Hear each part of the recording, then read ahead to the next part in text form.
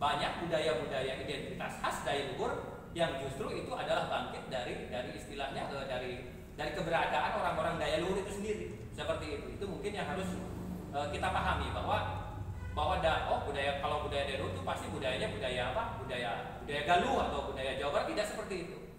Jadi ini tanah Daya Luhur itu adalah ya seperti yang disebutkan itu. Jadi tanah apa? Budaya Sunda di tlatah Jawa, mungkin seperti itu. Jadi kita itu nanti akan saya jelaskan dengan suatu hukum alam tentang budaya. Berikutnya ini saya akan menjelaskan tentang gambaran, ini berupa gambar. Mungkin operator bisa menjelaskan. Nah itu ya, seperti itu.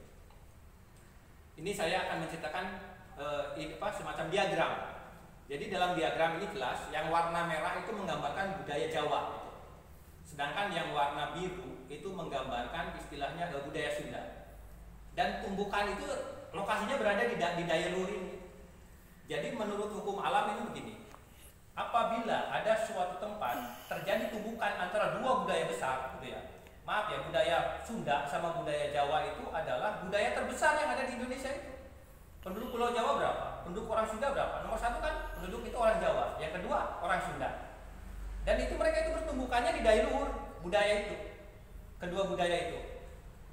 Nah, menurut aturan ekoton, kalau ekoton itu sebenarnya ilmunya ilmu ekologi, bukan ilmu budaya. Kalau saya tidak menemukan istilah ekoton dalam hal ilmu budaya.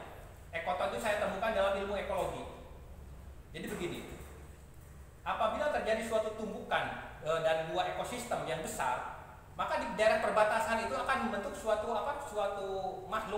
makhluk lain yang memiliki daya tahan, mereka itu bisa hidup di warna biru, bisa hidup di warna